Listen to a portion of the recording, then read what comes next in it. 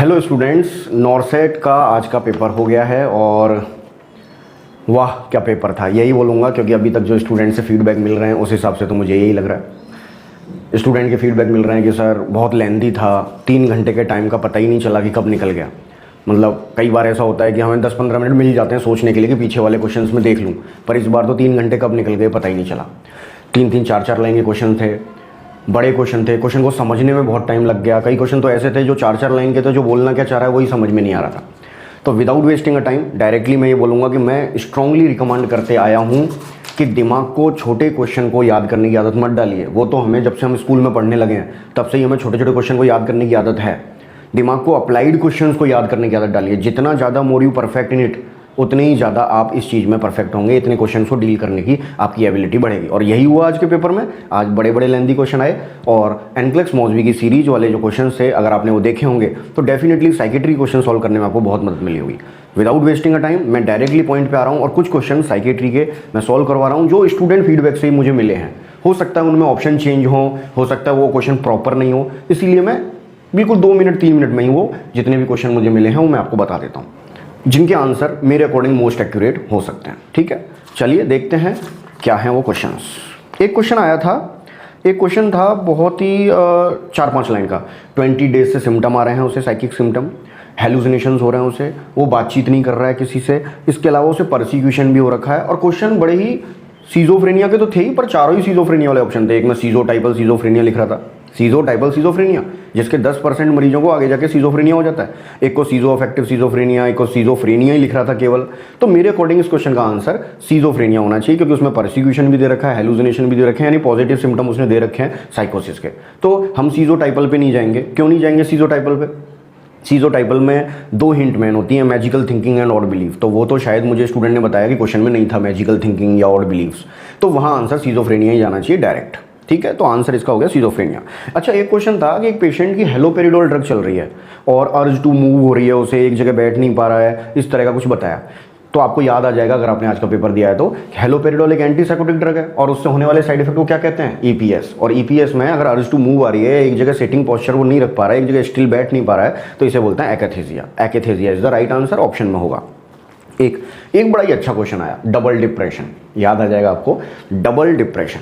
उसमें बड़े ही confusing option, major depression, dysthymia, 1 year में 2 बार, 2 साल में 2 बार, इस तरीके से ऑप्शन आए थे। एक बात ध्यान रखना, डबल डिप्रेशन, 2 बार डिप्रेशन। 2 बार का मतलब साल में 2 बार नहीं, 2 तरह का डिप्रेशन। एक तो मेजर डिप्रेशन प्लस डिस्थाइमिया। क्या बोला मैंने? इसको लिख देता हूँ क्योंकि ये बहुत अच्छा क्वेश्चन है।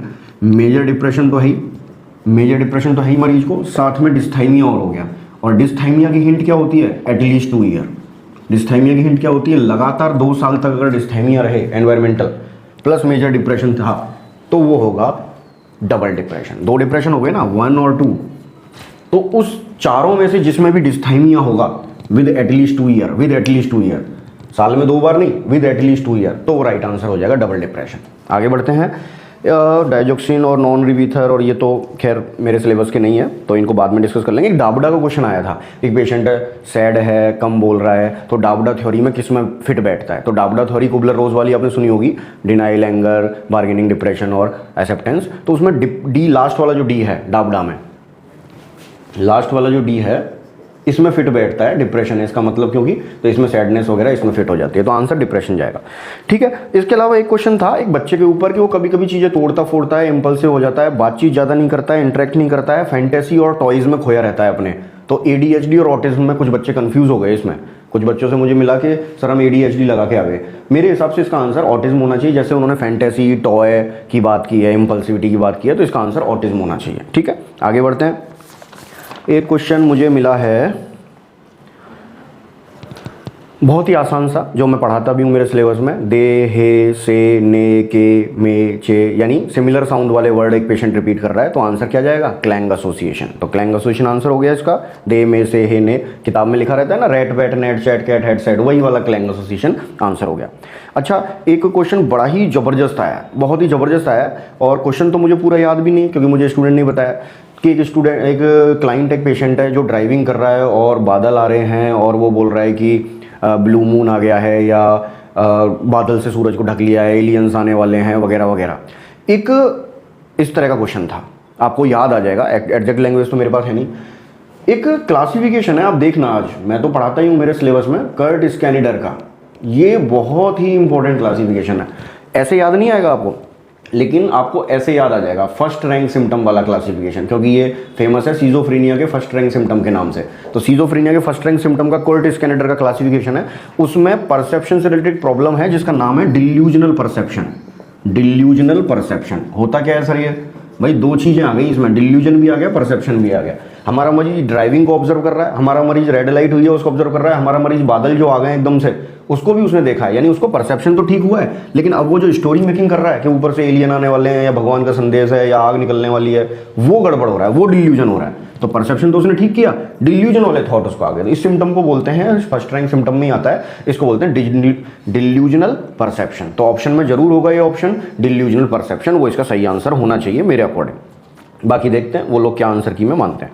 अच्छा, एक क्वेश्चन और आया है, पेशेंट अपने ही थॉट को लाउडली रिपीट कर रहा है, उसे कहा जा रहा है कि अपने ही विचारों को बार बार बोलो, लाउडली स्पीक कर रहा है अपने ही थॉट्स को। तो ऑप्शन में रनिंग कमेंट्री हेलुसिनेशन आया है, उसमें कंफ्यूज हो गए बच्चे, रनिंग कमेंट्री इसका आंसर नहीं जाएगा, रनिंग कमेंट्री अलग चीज़ है, ये है थॉट इको। अगर अपनी ही वॉइस को उसके कानों में गूंज रही है और उसी सेंटेंस को बार बार बोल रहा है लाउडली, इसको बोलते हैं थॉट इको। तो राइट आंसर है थॉट इको।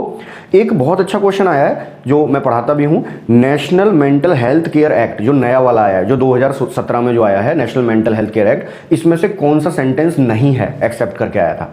तो इसमें PAD पेशेंट एडवांस डायरेक्टिव्स, ये तो पार्ट है जिसमें हम एडवांस में इंस्ट्रक्शन दे देते हैं अपनी बीमारी के बारे में। मरीज को राइट्स के अकॉर्डिंग ऑप्शन था, मेंटल पेशेंट के राइट्स के, ये भी है इसका पार्ट। किसका? नेशनल मेंटल हेल्थ केयर का। उन्होंने पूछा है कौन सा पार्ट नहीं है, कौन सा sentence national mental health care से रिलेटेड नहीं है। एक ऑप्शन आया नॉमिनेटेड पर्सन, यस हम नॉमिनेट कर सकते हैं पर्सन को पहले से ही, इसमें हम पेशेंट एडवांस डायरेक्टिव का ही पार्ट हो गया। नॉमिनेटेड पर्सन को हम अपनी अथॉरिटी वगैरह दे सकते हैं कि मेरा इलाज इस तरीके से होना चाहिए और आपको मेरी देखरेख करनी है वगैरह वगैरह।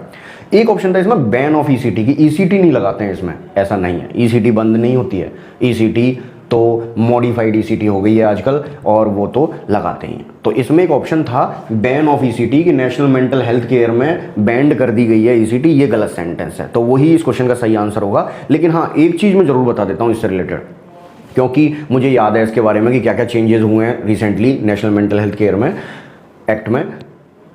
No ECT will be conducted without muscle relaxant, ये तो आया है कि हम ECT अब बिना मसल रिलैक्सेंट के यूज़ किए नहीं दे सकते, तो वो तो चेंज हुआ है, मसल रिलैक्सेंट हमें यूज करना पड़ेगा, और बैन कर दी है ECT, ऐसा कुछ नहीं हुआ है। तो राइट आंसर जाएगा बैन ऑफ ECT। ठीक है। एक क्वेश्चन आया है most common sign of alcohol withdrawal, जिसमें ट्रेमर्स, टैकीकार्डिया, हाइपरवेंटिलेशन और हाइपरटेंशन। वैसे तो चारों ही ऑप्शन सही हैं, क्योंकि मोस्ट कॉमन विड्रॉल रिएक्शन होती है डेलीरियम ट्रीमन, और delirium tremens most common withdrawal reaction होती है, उसमें देखो एंजाइटी होती है, तो टैकीकार्डिया भी होगा, सांस भी फूलती है, हाइपरवेंटिलेशन भी होगा, हाइपरटेंशन बिल्कुल BP बढ़ेगा एकदम से डेलीरियम ट्रीमन आएगा तो, और ट्रेमर्स भी। चारों ही आंसर सही हैं, पर बहुत अच्छा क्वेश्चन है, कंफ्यूजिंग क्वेश्चन है। मैं जाऊंगा ट्रेमर्स पे। अगर इसकी जगह डायरेक्ट वो डेलीरियम ट्रीमन लिखते तो शायद ज़्यादा आसानी होती, क्योंकि डेलीरियम ट्रीमन 34 से 35% मरीजों में प्रेजेंट होता है शराब छोड़ने की वजह से एल्कोहल विड्रॉल के केसेस में, लेकिन उन्होंने डेलीरियम तो दिया नहीं, तो ये जो ट्रेमर्स बचा, ये 5% मरीजों में ट्रेमर्स होते हैं, और डेलीरियम अगर जुड़ जाए तो 34 to 35% में। तो मैं फिर भी आंसर ट्रेमर्स पे ही जाऊँगा, मोस्ट प्रोबेबली इसका आंसर ट्रेमर्स ही होगा।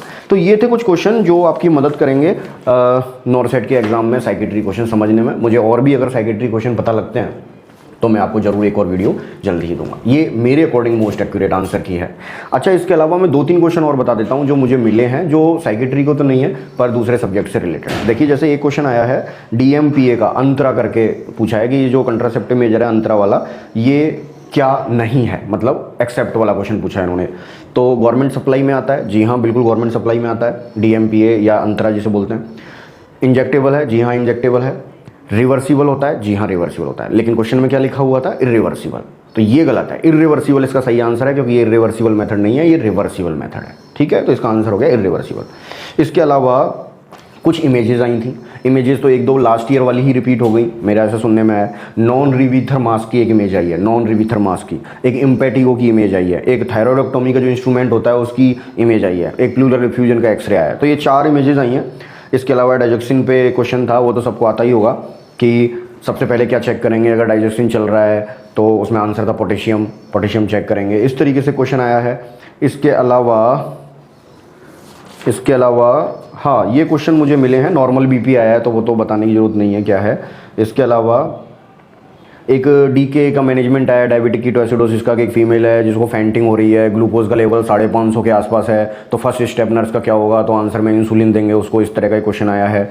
एंटी सुसाइडल ड्रग आया है, एक एंटी सुसाइडल ड्रग, उसमें भी बड़े कंफ्यूजिंग क्वेश्चन थे, चारों में तो लिथियम लिखा हुआ है, तो लिथियम तो देते ही हैं, clozapine and lithium most considerable choice होनी चाहिए। फिर भी अगर इसमें कोई डाउट होता है तो मैं एक बार और करेक्ट करूंगा, पर मेरे अकॉर्डिंग इसका आंसर क्लोजापाइन विद लिथियम होना चाहिए, ठीक है। तो इस क्वेश्चन के 4 ऑप्शन जब तक मुझे पता नहीं लग जाएंगे तब तक मैं फुल नहीं बता सकता आपको, पर जो मुझे 2 ऑप्शन बताए हैं कि लिथियम तो चारों में ही दे रखा था, चारों ऑप्शन में, साथ में एक ड्रग दूसरी थी फ्लॉक्सेटिन थी, एक ड्रग क्लोजापाइन थी, तो इस अकॉर्डिंग तो मुझे आंसर अभी क्लोजापाइन एंड लिथियम लग रहा है एंटी सुसाइडल ड्रग का।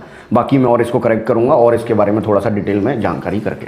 आई होप कि आपको ये कुछ क्वेश्चंस मदद करेंगे आपके आज के पैटर्न के बारे में। जल्दी ही मैं एक और वीडियो इसी आंसर की पर लेकर आऊँगा और क्वेश्चन आने पर। Thank you, have a nice day and good luck for this नॉर्सेट exam 2023।